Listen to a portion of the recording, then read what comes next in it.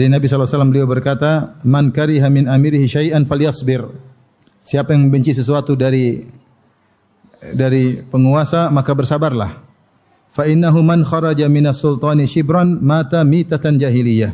Sungguhnya siapa yang keluar dari ketaatan kepada penguasa meskipun shibran. Shibran itu meskipun sejengkal, meskipun hanya sedikit.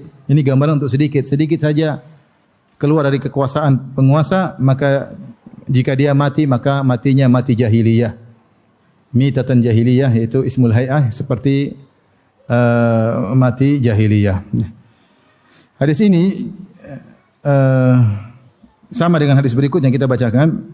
Al-Imam Bukhari rahimahullah berkata, qala haddatsana Abu Nu'man, qala haddatsana Hammad bin Zaid anil Ja'ad Abi Uthman, qala haddatsani Abu Raja Al-Utaridi, qala sami'tu Ibnu Abbas radhiyallahu anhuma anin Nabi sallallahu alaihi wasallam qala, man ra'a min amiri syai'an yakrahuhu falyasbir alaihi. Siapa yang melihat suatu keburukan apapun dari penguasanya, makanya dia bersabar. Fa innahu man faraqal jamaah shibran. Sungguhnya siapa yang memisahkan diri dari jamaah, yaitu dari jamaah kaum muslimin, memberontak misalnya atau menyatakan keluar dari jamaah, ya. Kemudian dia meninggal, famata illa mata mitatan jahiliyah, maka matinya seperti mati jahiliyah. Taib di sini Rasulullah dalam dua hadis ini menyuruh seorang ketika melihat penguasa melakukan hal yang dia tidak sukai, ya, maka dia bersabar, ya. Tentu yang ideal kita punya penguasa seperti Umar bin Khattab radhiyallahu taala anhu. Tapi bagaimana kita punya penguasa seperti Umar bin Khattab radhiyallahu taala anhu? Kita sendiri tahu diri bahwasanya kita modelnya seperti ini. Umar bin Khattab radhiyallahu anhu dulu rakyatnya ada Utsman, ada Ali bin Abi Thalib. Sekarang ya kita tahu bahwasanya kaum muslimin saja masih banyak yang tidak suka dengan syariat Islam. Seandainya sekarang diterapkan semua syariat Islam, belum tentu orang Islam terima. Orang Islam sendiri belum tentu apa? Terima. Orang sekarang dibilang riba haram, yang riba banyak atau tidak? Banyak. Yang riba orang Islam sendiri. Yang bilang musik haram, yang main musik juga orang Islam. Zina haram, yang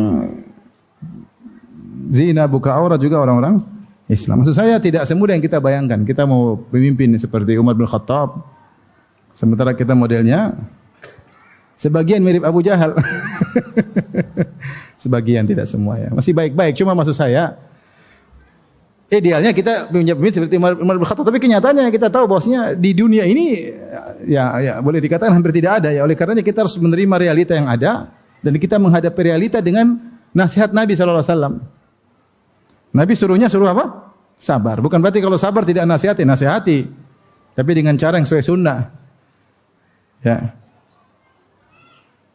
Siapa yang ingin menasihati pemimpinnya, maka fala tubdihi alaniyah, maka jangan terang-terangan, tetapi wal ya'khudh biyadihi, berdua kemudian ngomong baik-baik.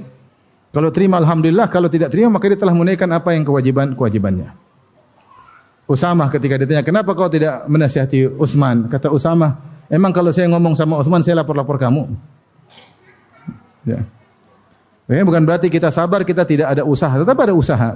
Sebisa mungkin kalau memang kita sampai kepada penguasa bisa nasihati, terbaik. Kalau tidak bisa, ya sudah, mau diapain? Serahkan urusan kepada Allah Subhanahu wa taala. Rasulullah ingatkan, siapa yang keluar dari ketaatan kepada penguasa, mengajak orang untuk memberontak, untuk tidak taat kepada penguasa, meskipun hanya shibran, meskipun hanya sejengkal, kalau dia mati maka mati jahiliyah. Yang dimaksud dengan mati jahiliyah disebut oleh Ibnu Hajar, maksudnya bukan mati kafir, bukan.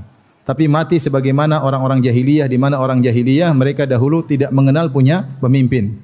Orang jahiliyah dulu masing-masing kabilah masing-masing, tidak ada mereka bersatu di atas suatu penguasa. Mereka hobi masing-masing pemimpin kepalanya sendiri. Ya. Maka orang yang meninggal seperti ini mati seperti orang jahili. Dan ini tentu celaan karena sifat jahiliyah tidak disukai oleh Islam. Dan di sini peringatan, jangan coba-coba untuk memberontak meskipun sejengkal. Karena dari sejengkal kemudian menjadi sahasta kemudian menjadi sedepa dan akhirnya terjadi pertumpahan darah dan seterusnya.